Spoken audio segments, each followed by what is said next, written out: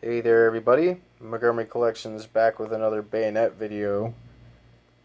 Here I have the model 1888. I got this on a good eBay bid for a decent amount. This is the Mark II. There's a number of videos on YouTube that explain all the different variations of this. So I'm just going to run down them real quick. The Mark I had 3 rivets. They'll have 2 rivets back here and 1 rivet up front. And that cracked the wood on the grips, so for the Mark I Type 2, they moved to just 2 rivets on the grips.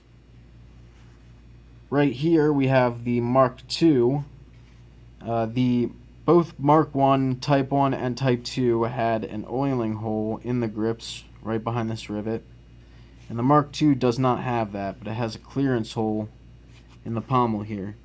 And for the Mark III, I think that those were just Mark IIs that were re-gripped. So you're going to find those with screws in them instead of rivets.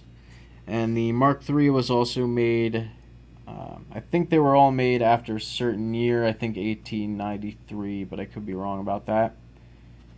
So a number of countries used these, namely United Kingdom, Great Britain, Canada used a certain number of these.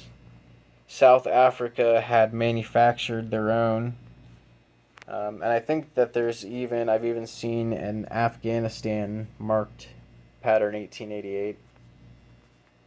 And this is the original scabbard for it. Is the Mark I lamb pattern scabbard. And these are pretty uncommon to find. So, for the price that I got it for, I was pretty satisfied. Let's take a look at the blade and all the markings. Overall, this blade's actually in pretty decent condition. It's got a little bit of patina on there that could be removed if you wanted to remove it. And most of these have a rain mark on them, and surprisingly enough, this one does not. I don't know if that's because maybe it wore off over time. I've seen a good amount of these that all the markings have worn off on them. But you can see pretty clearly that it was made in October 1899. And the maker's mark is kind of a little smudge there. That's Sanderson Sheffield. But yeah, like I said, it should have a rain mark right above there. And it doesn't look like it has one. I'm not sure if it had one. It's very odd.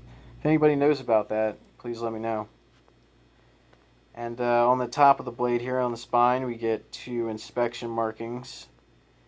It's a crown over an S over 76, and it's stamped twice. On the back, we get another inspection marking. And you get the bend test X and the broad arrow acceptance mark. Just common markings on British bayonets. But those are printed very well, so I think it's kind of odd that the rain mark's not on there. And I don't believe that there are any other markings on this one. Oh, there is one. The sale mark is very faint.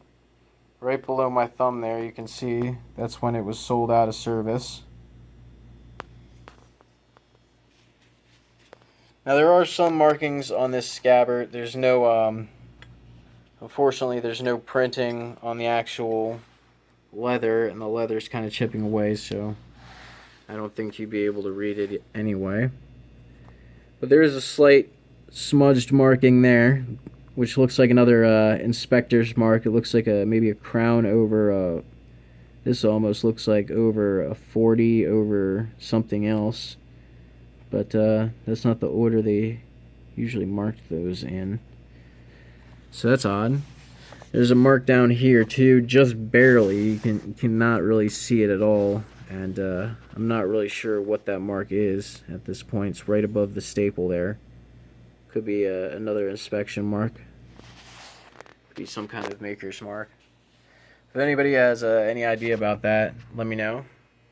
There's no other markings on it, so this was the pattern 1888 Mark II.